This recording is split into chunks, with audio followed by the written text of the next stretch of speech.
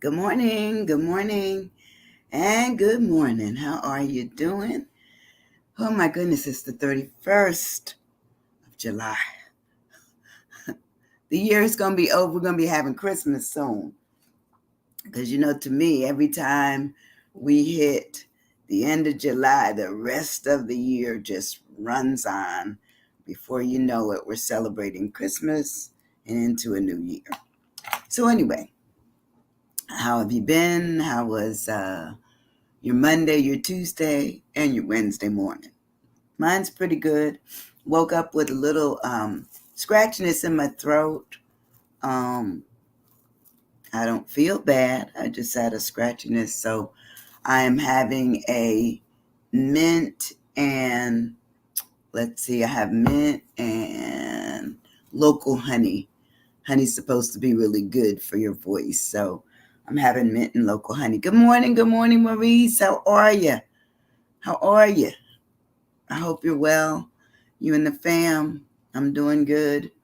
Um, Today, I woke up yesterday with this idea that, I kept seeing the concept of we live so much of our lives vicariously. We live it. We see things, we dream of things, we wake up to things, we go to sleep to things.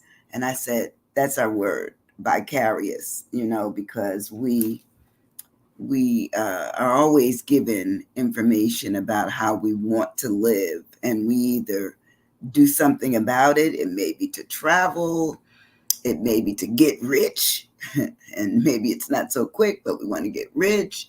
It may be that we want to write a book, but vicariously, a lot of times we are just given these things. Vibrant is a great word.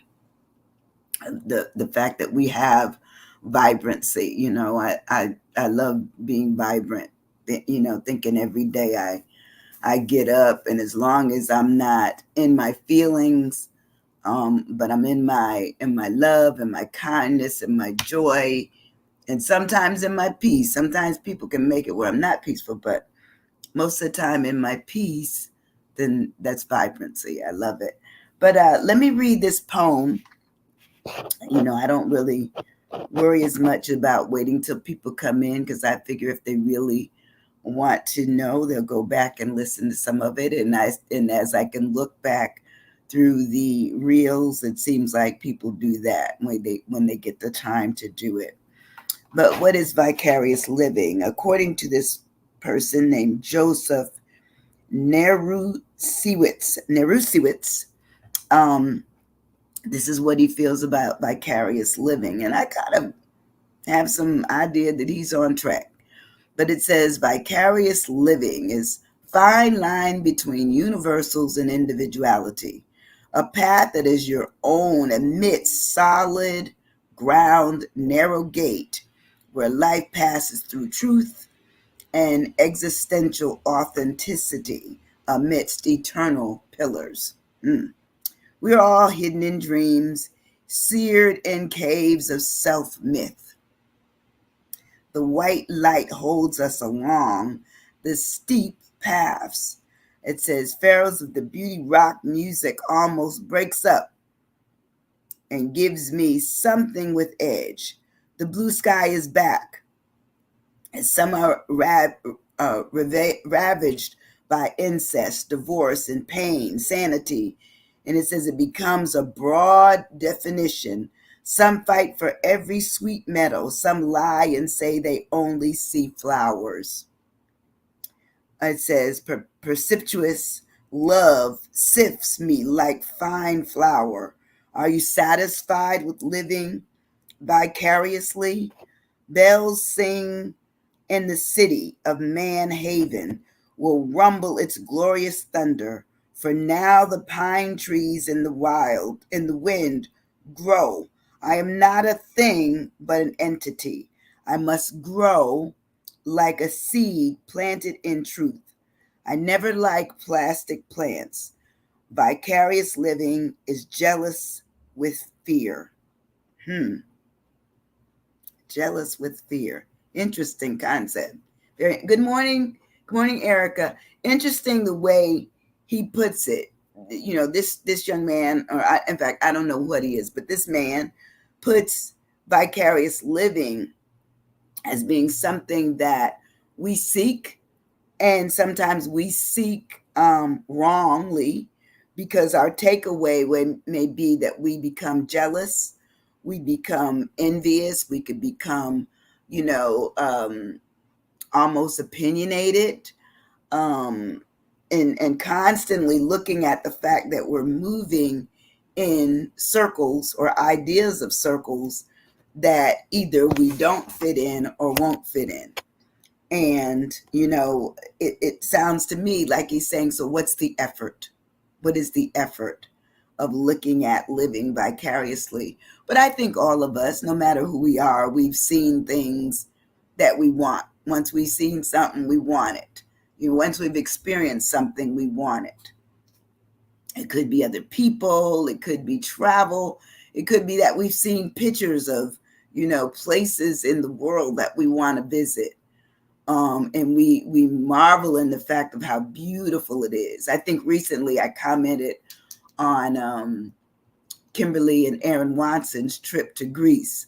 Well, I've been to Greece, and so I loved it when I was there, but they made me reminiscent, and wanting to get back there again. I don't think there's anything wrong with us seeing things that we desire to do. So for me, I know that I probably live a portion of my life vicariously. Why? Because I can't go. Good morning, Idelia. I can't go there. Can't. But it doesn't say that I don't want to. It doesn't say that I wouldn't love to. Reading a book takes us away. That's vicarious sometimes, that we say, man, I used to have a friend that she loved stories, reading romance novels. And she ate them up constantly. And, I always wondered, because I was never that much into them. I read a few, but it wasn't my thing. It wasn't my thing. Some books I liked were like historical in nature, telling me about things I didn't know. Of course, and I didn't know the love part either, so maybe that's why I didn't enjoy reading them. But my point is that books take us away, movies take us away, and so we could imagine being on a yacht and having, people serving us, special foods and wines and all that thing, all those kinds of things. That would be wonderful. Or on an island, or just in a place that we would consider much different from where we are, and it would be more like paradise. We don't know paradise. We don't know anything about it. Good morning. Hey, good morning, Tiade. How are you? Good to see you in the space. We don't know anything about where we haven't been, unless we've been there. But we can dream. We can dream. We can see things that people have written about where they've been, or the history that they know, and they become, I'm like this with some people, they're intriguing to listen to, because they create stories that make us want to travel. They create, ideas that make us want to try. So I don't think there's anything wrong with living vicariously. We just have to accept the fact that it's not us. It's not us, but it's almost like it's secondhand nature. It's secondhand to us. We don't know it, but not to say that we couldn't deal with it. We may really actually enjoy it. We may enjoy it. But when we break the word down this morning, and our word is vicarious, we want to look at the fact, do we get stuck on just living through our dreams and living through a vicarious way of just being situated in our life? I personally don't. Now, I may dream a little bit, but I'm real most of the time. I may write a little bit about what, I imagine something to be, but then I have to come back to reality. This is the way it is. This is the way it is. So when we look at the word vicarious, it says it's experienced in the imagination through the feelings or actions of another person, meaning they created something in us. They unearthed something. They made it exciting. And, here we are. We're off in the wonderment of our minds. All of a sudden we say, well, what if that were me? What if I were on that boat, or I was, flying off to, a place I've never been to? It gives excitement. I don't care who we are. It says that vicarious then talks about it being indirect, meaning it is not you, but you're experiencing it as if you would love it to be you yourself. It's secondhand, second nature. It's a derivative. It said it's a derived cat, as in hop hop. It says it's one removed, and it says it's a surrogate from the real thing. It's by proxy, and it's a substitute. So sometimes we have to dig deep in order for us to say that we're going to actually do something. And it's going to require more than us saying that we're going to do it. We have to have the means to do it. It may require money, may require time off from work or whatever else we're doing in our lives. It may require more of us planning. Sometimes we don't have the money, the time, nor the planning, nor the okay from others who depend on us. Let's face it. Sometimes we are in a position where it's not that easy to do anything but live vicariously. We live it in our heads. Say, one day, you were like this, one day I'm going to do that. I'm going to do that. But it hasn't come yet. Now, when we started, Maurice gave me vibrant. For my V, I have it's a view. I believe that when you are living vicariously, it's a perspective. It's the view, not only the view that you may have about something, but also the view that you see. What are you seeing out there? What are you reading? What's visually on a page, or what's shown to you in, even on social media? What are you seeing? And because as an educator, I realized early on that more impact was made by the visual cues than the words. Eventually people get to the words, but a lot of times the visual is what brings us in. We will look at something visual all the time and say, wow, that's really beautiful, or that's nice, or I'd like to go there. We have a comment, even if we don't speak it out outright where people hear it. It's in our head. Okay, it's in our head. So I said view, and I said view, it says, is the ability to see something or to be seen from a particular place. Meaning if I'm just sitting and all of a sudden I see something that, man, I'm caught up. I'm caught up in it. I want to see more of it. Or maybe I want to go visit it, and see what's on the other side of that picture. So the view talks about being the sight, the one's perspective, the field of vision, the range of vision. It may be someone's eye spot. They just spot it and they said, oh, that's it. That's it. It's what I want to see and be a part of. And it also may be someone's disability, where they recognize it as being important, but can never be reached. So it remains as a view, but it's a view only on print or only on screen, but it's not a view in terms of one's ability to get there. That's how we live our lives. We live our lives like that. We move further on in the word of vicarious. My I is identity. Identify. To identify with something means that you're finding some amusement in it, some care about it, some will, some thoughts, about what you're seeing. And it says that's when you've established or indicate who or what or something is, meaning you've given it some importance, even if it's only for a few minutes. But a lot of times those things that we've seen for a few minutes may repeat themselves and come back later on talking about, hey, you really need to take this trip. You really need to go visit. You really need to enjoy your life. But we don't always get there. We get the cues, but we don't always respond to them. So when we have this thing called, where we're identifying it something, that means we recognize it as something that we want to do, need to do. Some instances we make it that we actually do it, but we've singled it out. We've spotted it as being poignant in our lives. Sometimes we pin it down and say we're going to give it a date of when we're going there. We're going to decide on who's going to go with us or if we're going to go alone. And it says we'll know it by sight and we'll give it some discernment. So when we identify with what we're seeing vicariously, that means we've kind of pulled up to it. We've looked at it and we like what we see, and it's important. It becomes important to us. We move on our word of vicarious. My C is for curious. I'm curious cat. Now, if I see thing and it spells out danger, I'm not going there. So if I see where it says dead end, I'm not going down to the dead end. Okay.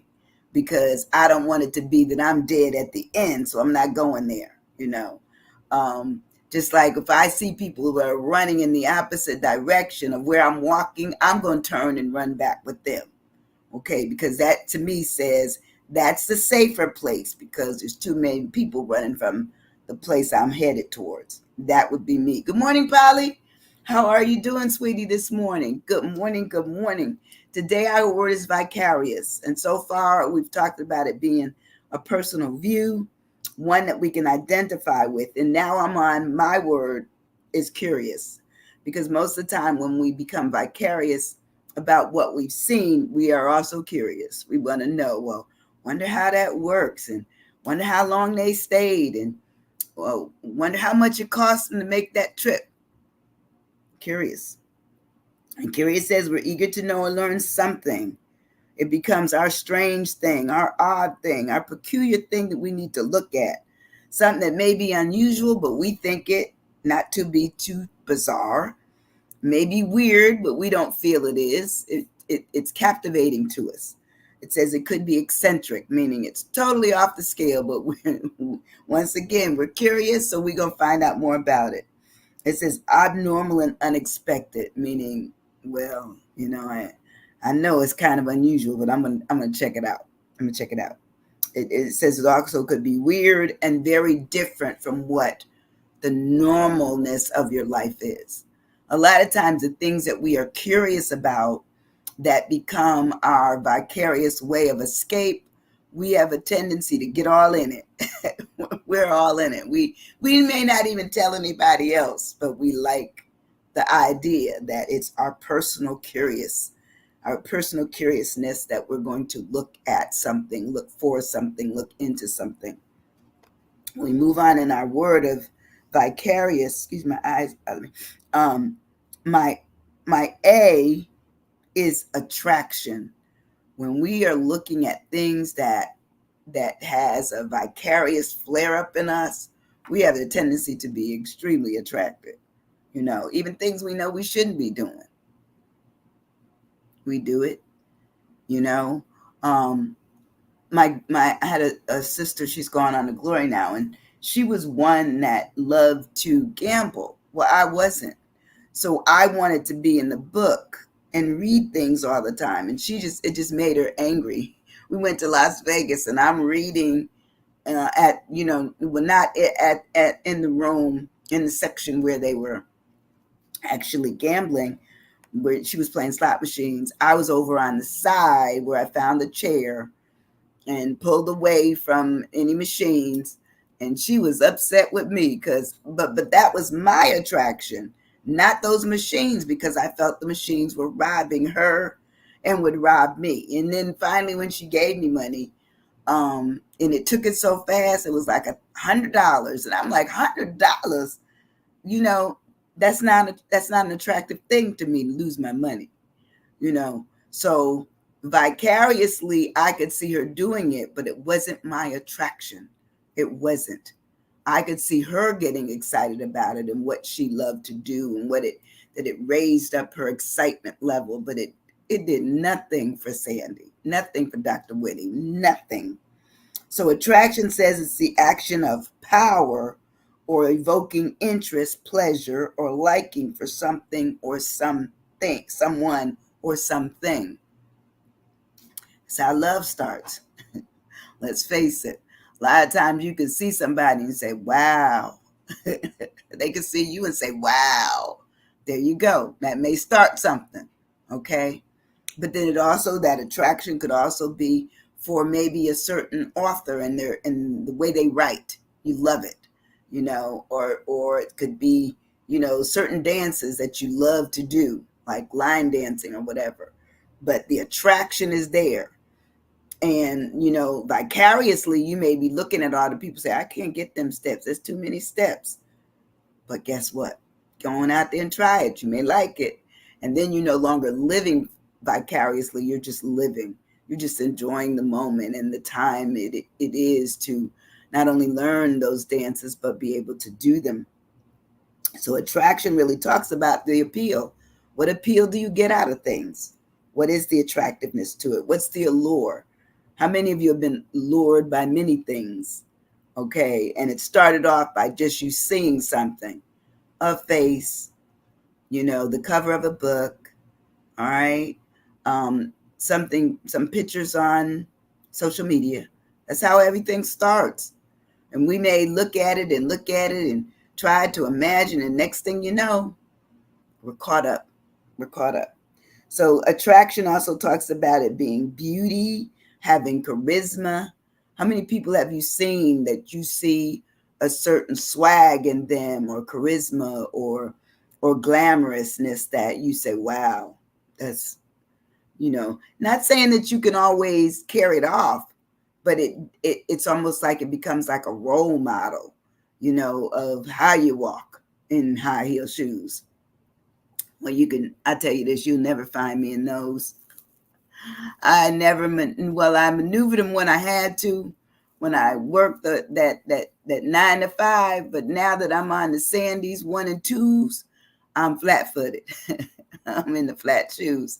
But I always thought it was just beautiful. It just, made the line of a woman's, body just look beautiful. The fact that, her feet just raised up her entire persona. And, and especially if she had a head to toe thing going on, beauty. And you can acknowledge beauty. Now, the aspiration would be that you're also beautiful, but for me, they have to look at it at a lower level. That's just me talking. But attraction talks about it being the pull, that we're pulled into things, and we see the good looks, and we may even see the glamour. We may see all of that. And all those things become our vicarious way of just going forward. We like it. We like it.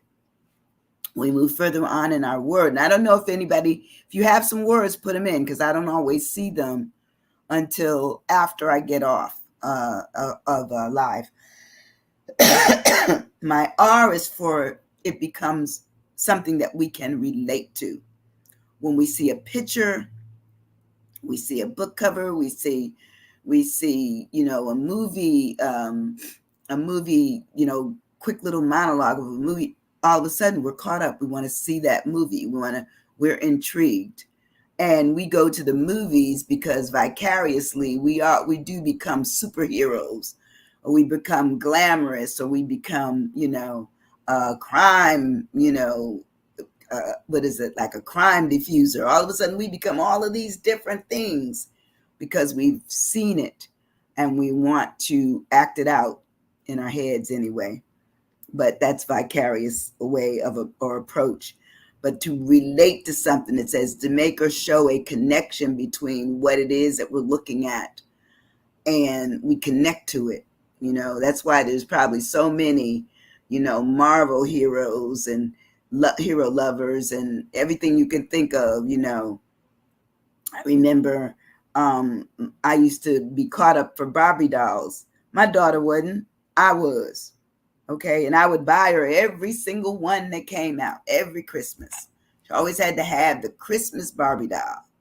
And my favorite was the one where she had on the black high collared, flowing, it was like a long coat over a pink gown. That was my favorite one. And she looked at that stuff as if to say, okay, I'm going to let you have that added again, but you can stick it in the closet. So they're still in the closet, okay? Sitting up on the high shelf looking cute. But that was my thing for her. Sometimes, let's face it, we live through our children. We live through them. We live through our coworkers. We live through a lot of people. We live through books. We live through them. We make it where we relate to them. And that relationship forms that connection that says that vicariously we right there with you. We're not doing it, Like I can tell you yesterday, to watch the women's gymnastic team. I was there with them. Never been able to do gymnastics. My daughter was so good. She ended up being she left at being a level 6 gymnast, and had done it from the age of 3. And the reason I had to do it is because we lived in a house that has like stairs that are high up, but she would jump from the top step all the way down to the bottom. And at the bottom, there was a heavy, like Italian piece of furniture. And all I kept thinking of is the headlines will be that, this woman allowed her child to kill herself by falling on this furniture that she's jumping from a high step.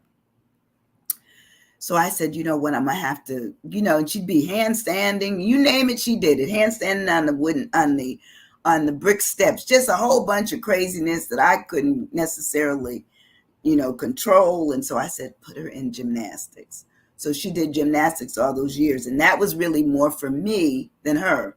So as I was watching those young girls yesterday do gymnastics, there I was applauding and standing up and getting right back to that feeling of when my child was doing it.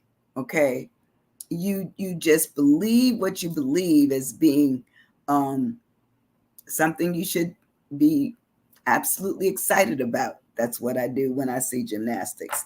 But anyway, to relate says you're connected, you're associated with it, you correlated some portion of your brain, sometimes even your aspirations in doing it with something and someone. You've linked to it, you've ringed it together, you've made a couple of it, meaning that you and it, every time it comes on or you see something, that's it. You're part of it, So that would certainly be how I feel that when we're vicarious about something, we're in it. We're in it. Even if we're on the sidelines, we're still in it. My I in vicarious is for intentional.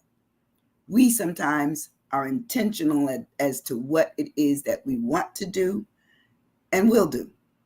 Sometimes it may cost us money, time, our sleep, our even sometimes our psyche. Let's face it, we may go overboard in our vicariousness towards something. But when we're intentional, it says we do what we do on purpose. Plain and simple. That's it. We do it, we're intentional, we're deliberate. It says we're calculating, conscious, intentional, intended, planned, meant, considered. We considered how it can be done. We've studied it. How many of us have studied some of the things that we want to do? But to me, that's sometimes this discovery portion when you find out that you have capabilities that you didn't know you had. You find it out later on in life, only because you tried it. You didn't just watch it anymore. You said, I'm going to try that. And when you get the time, you may put it to work. So it also says that when something is intentional, it's purposeful, thought out in advance. So we know why we're making that connection, why we're a part of all of that. When we move further on in our word, and you guys can chime in because I don't see anything moving over to my right, but you can chime in. My O is for observant. I believe that when we're vicarious livers and dreamers and lovers of what we see, what we hear, what's going on, and being part of what's going on, we are observant. And it says we're quick to notice things. We're alert. We're sharp-eyed. It says we're eagle-eyed. Okay? It says that we are on the lookout. We see something relatable. I remember, I when I lived in Italy, that we used to have a lot of people that always wanted certain things that were available on the base, but they would have a limited number. And they would stand and wait online forever. And I remember when my daughter was little, there were the Cabbage Patch dolls. And I waited and waited online for a Cabbage Patch doll. And I eventually got one, but I had to wait for it. But to me, that was what I want. Once again, I done showed you twice. First, it was the I told you about the Barbie dolls, and now I'm telling you about the Cabbage Patch. So obviously, I like dolls, you know, but that's because I didn't have many when I was little. It was a crazy looking little doll where the hair was all over the head, and my brother would cut off the hair, and so that made her even more unwanted. And I remember saying, when I get older, I'm gonna get my own dolls. Well, obviously, I got a daughter who was a doll, and then I ended up buying dolls. There you go. Just tell you something about me. When we move on in our word of vicarious, we talk about unique. I believe when we have these things that we believe are important to us, and we really have gotten into them, they're unique to us. That doesn't mean other people are going to be excited or enjoying this whole concept of, what it is that you like. It's your uniqueness. And says unique is being sometimes the only one of its kind, meaning there may be somebody that also likes it, but they like it for other reasons. They like it for, its beauty or its cost, whatever. It says, but it usually says that it is distinctive. It's special to you. It's idiosyncratic. It may be a single choice, meaning it's yours. It may be soul, SOLE, not SOUL. Useful, yes, it's useful. And I think most of us think of life as being useful, in that when we're not doing what we want to do, we can only do what we can do. And sometimes, especially during, I remember the pandemic, and everybody was home. I remember there were things that I wanted to do that I couldn't do. But then there were things that I could do and I did, and they became something that I was able to vicariously get into. Through Zoom, I could still see friends, or I could watch videos, or I could do something that really made it where it worked for me. It worked for me. But later on, when it was time for everybody else to come out from wherever they are, I was among them. I didn't want to, still act like I was never going to be, or it was never going to be a period where we would be more normalized in our living. And so I was welcoming back, the fact that I could see people and things and go out and come back in and not really be fearful of catching something that may kill me, And when I move on in our word, my last letter is my S, and vicarious is second hand. We always have to remember that when we're living a vicarious situation out, it is secondhand. We are not doing it. We are not the one. We're not the one involved. We may be the one in love, in care, in kind, but it's not us. It is not us. So it's acquired after being used by somebody else. It's used by another. Even when you look at people and you look at their style, you look at their swag, you look at the way in which they may interpret things, that's theirs. They own that. But we may like something and glean something from it. And so that means whatever we're getting, it's secondhand, because we're not the ones that actually are doing it. So it means that it's indirect. It's a derivative of what we see, because to me, you can never be like the original. Satisfying, yes, that's a good word. It satisfies us if we're doing something that makes us happy, pleases us in any way that we want it, turns us around, gets us in a place where we're able to go on our own. And then we could be this vision for someone else because we've turned around some things that were not going well. Secondhand also says that something's already been worn. I kind of like that. Pre-owned and secondary. So when we look at our lives, we want to look at our lives where we can see things vicariously, but that actually when we go out, we take out our best selves. We take out what we think, how we feel, where we are at, what we want, what we care about. Okay, that's what goes with us. So I don't want to say that just because I occasionally live vicariously, that's what I want to mirror for everybody else. You know, if you see something in me that you like, I love it. If I see something in you that I like, I hope you love it and I love it. Because I'm looking at the fact that that's life. We exchange information by who we are, what we do, how we are viewed, where we have been, our experiences, and all that bring us into the cortex of understanding life. Life is part of living truly yourself, part of mirroring what you see from others, and certain visualizing yourself doing some of the things that you see others do. Listen, you all have a wonderful, wonderful Wednesday and Thursday. Come back on Friday because I have another word from the Are You Stuck Corner. I'm hoping you are well. You don't have to leave any stars. If you do, that's good, but you don't have to.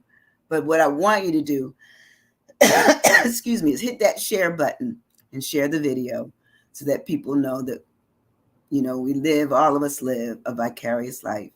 Have a wonderful, wonderful day, night, next couple of days. See you on Friday. Thank you so much. Bye-bye. Thanks all for coming.